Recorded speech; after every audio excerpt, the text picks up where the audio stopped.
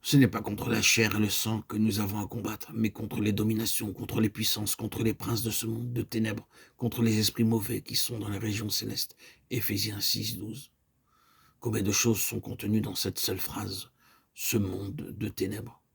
Combien les Écritures nous en parlent? Il est toujours nécessaire et fondamental d'avoir les yeux ouverts pour en être émancipé, pour leur ouvrir les yeux afin qu'ils passent des ténèbres à la lumière et de la puissance de Satan à Dieu, et qu'ils obtiennent par la foi en moi la rémission des péchés et leur part d'héritage avec ceux qui ont été sanctifiés. Acte 26, 18. La cause de toutes ces ténèbres nous est dite être les esprits mauvais qui sont dans les régions célestes.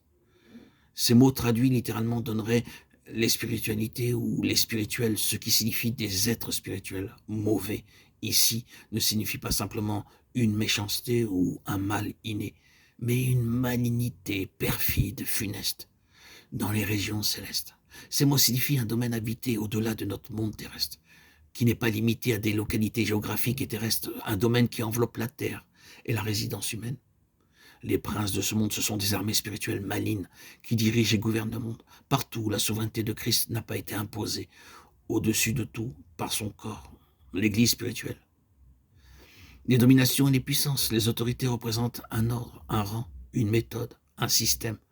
Satan n'est pas omniprésent, c'est pourquoi il doit agir en divisant de manière organisée le monde, qui est placé sous ses dominations et ses autorités, tandis que lui-même, il parcourt la terre, çà et là, et siège ici et là.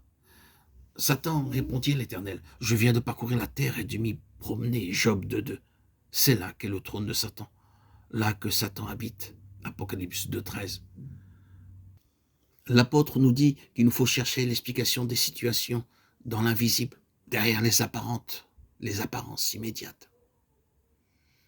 Ce qui nous paraît naturel a très souvent sa source dans ce qui est surnaturel. L'homme essaie toujours de donner une explication naturelle aux choses, et il cherche à les corriger par des moyens naturels. Mais lorsqu'il rencontre une situation dans laquelle sont engagés les intérêts du Christ de Dieu, il est réduit au silence et battu.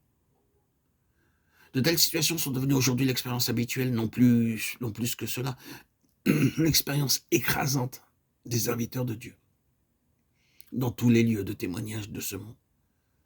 Nous n'avons pas l'intention de traiter cette question dans ses détails ici, mais relevons le fait, pour rappeler particulièrement aux enfants de Dieu, que dans plus de domaines que ceux de l'activité chrétienne, les choses qui se voient ne proviennent pas de choses visibles. Hébreux 11.3. Mais que des multitudes de choses qui, dans notre vie quotidienne, sont hostiles aux intérêts spirituels, doivent trouver leur explication derrière la scène.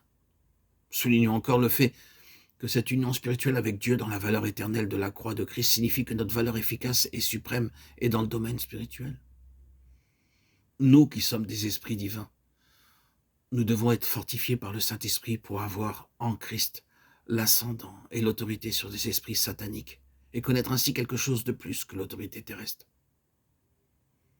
Assis ensemble dans les lieux célestes en Jésus-Christ. Éphésiens 2.6. Nous devons apprendre à régner dans ce plus grand royaume des cieux, dont le royaume terrestre du millénium n'est qu'une représentation terrestre. Affirmons-le encore, toutes les actions de Dieu dans notre esprit sont dirigées vers une union spirituelle corporative avec Christ, union par laquelle le pouvoir de sa victoire et de sa souveraineté sera établi parmi et sur les dominations et les puissances, dont l'autorité sera paralysée et finalement détruite.